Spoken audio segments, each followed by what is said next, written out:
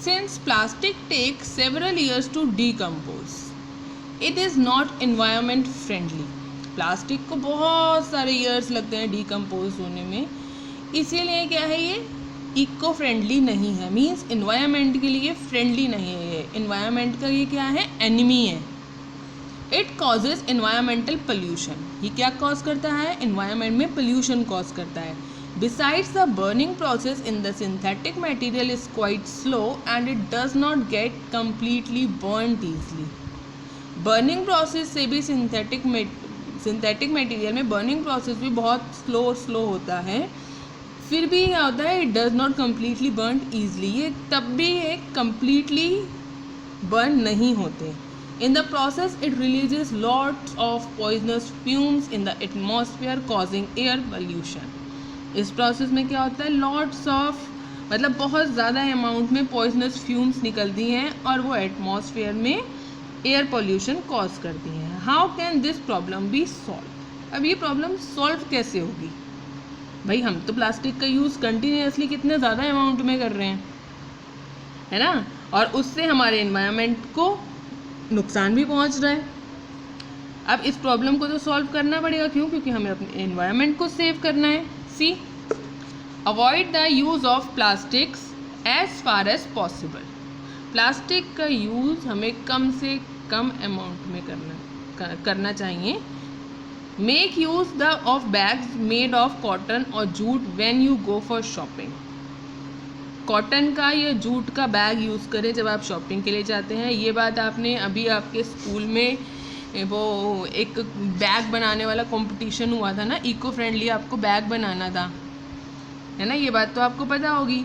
The biodegradable and non biodegradable wastage should be collected separately and disposed of separately, biodegradable और non biodegradable waste को अलग अलग collect करना चाहिए, separately collect करना चाहिए और उन्हें डिस्पोज भी अलग अलग करना चाहिए। Practice this in your home, इस चीज़ की प्रैक्टिस आप अपने घर से स्टार्ट कीजिए। Can you suggest some other ways in which you can contribute towards reducing the use of plastic material, क्या आप कुछ और सजेशन दे सकते हैं, क्या आपके पास कोई और तरीका है जिससे प्लास्टिक मटेरियल के यूज़ को कम किया जा सके, आप उसमें कुछ कंट्रीब्यूशन दे सकते हैं तो ज़रूर बताइएगा। It is better to recycle plastic waste, better है प्लास्टिक वेस्ट को रिसाइकिल करना। Most of the thermoplastic can be recycle, thermoplastic आपको पता है रिसाइकिल हो सकते हैं, भाई उनको हीट करके उनका शेप चेंज करके और भी उनसे कुछ बनाया जा सकता है। Make a list of item that can be recycled, अब आपको उस आइटम का लिस्ट बनाना है जो रिसाइकल हो सकते हैं। However during recycling certain colouring agents are added, this limits its usage specially for storage of food, बहुत सारे कलरिंग एजेंट्स का यूज़ किया जाता है जब रिसाइकिल करा जाता है, रिसाइकिल की प्रोसेस में। इससे क्या होता है, its limits. As a responsible citizen remember the 5R principle, एक रिस्पॉन्सिबल सिटीजन के तौर पे आपको क्या एक बात याद रखनी है, 5R principal.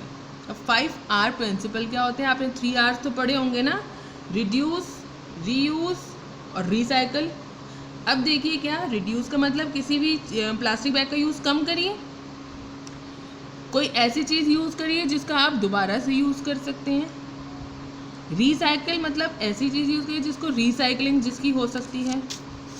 Recover and refuse, 2R आप इसमें नए पढ़ेंगे। रिकवर का मतलब recover as the name suggest, दोबारा कवर कर लेना, और रिफ्यूज़ का मतलब उसको आप मना ही कर दीजिए कि हम नहीं लेंगे। Develop habits which are environment friendly, ऐसी आदतें अपने अंदर डेवलप करिए जो इको फ्रेंडली हैं, जो इन्वायरमेंट फ्रेंडली हैं।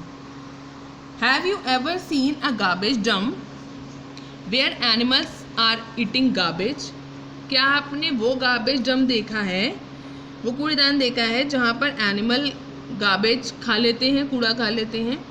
In the process of eating the food waste they swallow material like polythene bags and wrappers of food, अब उसमें आप पॉलीथीन वेस्ट भी डालते हैं, प्लास्टिक बैग्स भी डालते हैं, रैपर ऑफ फूड भी डाल देते हैं, तो वो क्या करते हैं, एनिमल्स को तो पता नहीं होता, एनिमल्स वो वाले मटेरियल्स भी खा जाते हैं, उनको भी स्वेलो कर लेते हैं।